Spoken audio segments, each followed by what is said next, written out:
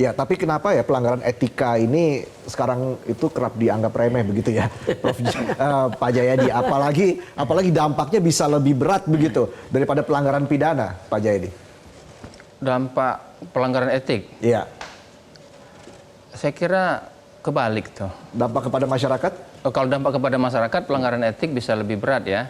Tapi kalau kepada pejabat atau kepada pemimpin, kelihatannya dampak pelanggaran etik tidak terlalu. Paling disuruh minta maaf atau ya kan? Itu dia. Atau dikasih surat peringatan gitu. Kan tidak sampai dimasuk penjara atau dimiskinkan dan sebagainya. Jadi itu saya kira salah satu hal yang membuat pelanggaran etik seringkali dianggap remeh. Apalagi melakukannya kan banyak orang gitu.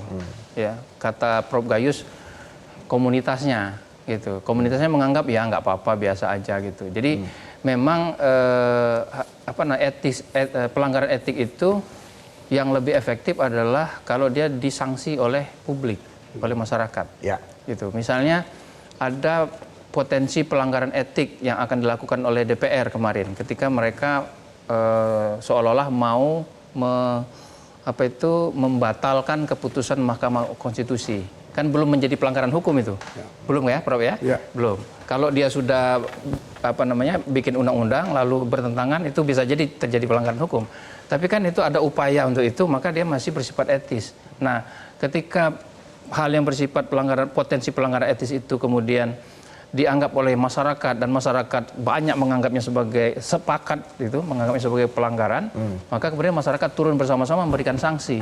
Nah, rupanya sanksi pelanggaran etis yang model itu yang efektif begitu. Tetapi kalau setiap orang yang harus mau menegakkan etik, kalau dia berhadapan dengan publik, misalnya di protes publik, itu baru dia melakukan penegakan etik, kan harus berapa kali demonstrasi kita lakukan, harus berapa banyak mahasiswa dan masyarakat turun ke jalan, hanya untuk menuntut pejabatnya menegakkan etik. Kan itu, jadi negara kita jadi nggak efektif dong, nggak beradab ini perjalanan kehidupannya. Ya, jadi tunggu viral dulu maksud Anda ya? Iya, kalau nunggu viral dulu, nunggu masyarakat marah dulu semua, baru kemudian dia mau menegakkan etik, kan itu ya, jadi persoalan gitu.